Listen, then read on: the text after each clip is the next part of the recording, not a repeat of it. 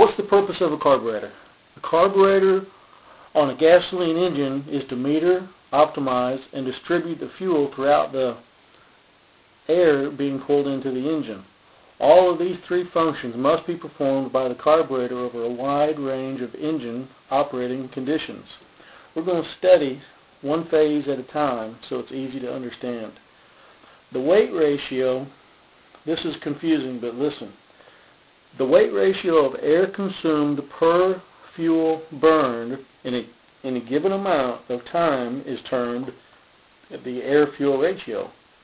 Using the term air-fuel ratio, two radically different engines can be compared as to their fuel requirements.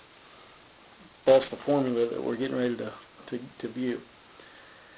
Because the air in an engine consumes has to come in through the carburetor, knowing how much air the engine can consume will help you select the correct carburetor size. How big should the carburetor be? Most likely, if you were to guess or tour one of them hot rod shops where super carburetors are on display, you would end up with one way too big for your application. So that's why we have to go through the formula for your engine. There's a few abbreviations that we've got to talk about.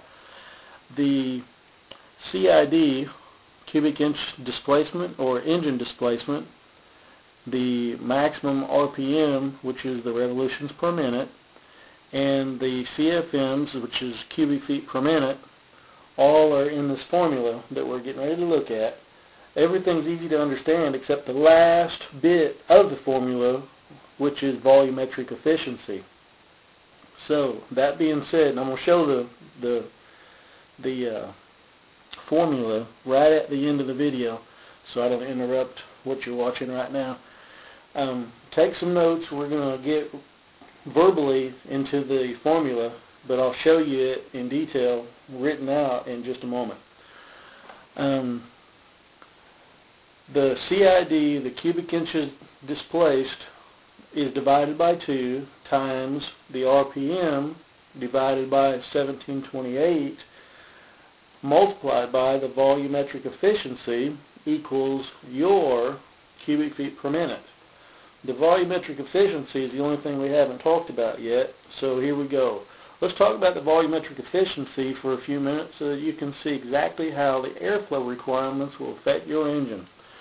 Volumetric efficiencies indicate how well the engine breathes. The better the engine breathes, the higher the volumetric efficiency.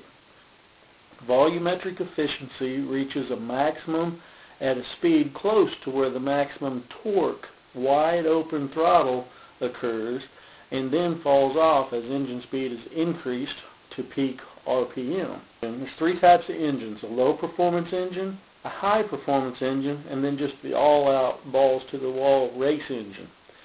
The low performance engine has a volumetric efficiency of about 75% at maximum speed or 80% at the infamous maximum torque range.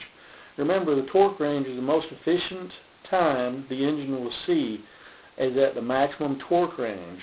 Your engine will keep climbing to the highest RPM, but it's lost its volumetric efficiency at that point. So the maximum torque is the highest volumetric efficiency that you can get. Now, what percentages do we need? This is very, very highly researched. Just believe these numbers. Look them up yourself if you want, but this is numbers to go by. If you have an ordinary low-performance engine, the numbers to go by for your volumetric efficiency is 75% at maximum speed or 80% at maximum torque. The high-performance engine has a volumetric efficiency of 80% at maximum speed and 85% at maximum torque. An all-out race engine has a volumetric efficiency of 90% at maximum speed, about 95% at maximum torque, which I found to be pretty interesting, how an all-out racing engine gets such good volumetric efficiency. A side note, just check this out. A highly tuned intake and exhaust system with efficient cylinder head porting and a camshaft which takes full advantage of the engine's other equipment can provide such a complete cylinder filling that a volumetric efficiency of 100% or even higher may be obtained at the speed matching the system's tuned port or range. This is most easily obtained with a supercharger attached to your motor. Let's go to the formula now. I'm trying to show you the formula. I hope you can read this okay. Just going over the abbreviations real quick. The cubic inch displacement, also known as the engine displacement, is CID. The RFM is the revolutions per minute, RPMs, and the volumetric efficiency is the VE, and then the cubic feet per minute, CFMs, are cubic feet per minute. Any four-cylinder engine, here is the formula. CID of 2, let me get a little, that is the formula right there.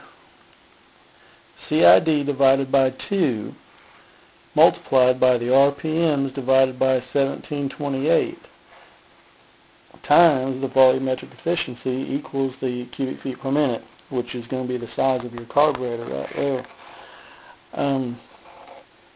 Here's the example of my 468 big block Chevy. It's a 468, so that's cubic inch displacement. Divide that by 2, multiply it by the max RPM. We've been over that. Don't guess, don't over-exaggerate. That's got to be an accurate number. The RPM divided by 1728. Multiply that by your volumetric efficiency. I'm going for max torque, which is 80% on a performance engine, and that cubic feet per minute equals 704. So of course I'm going to get a 700 CFM carburetor for my 468. Hope that formula helps. I hope I didn't get wordy. If you have any questions, ask. Please subscribe. Tell your friends. View as often as you like. And give me suggestions on new videos if you like what you're seeing now. Thank you very much.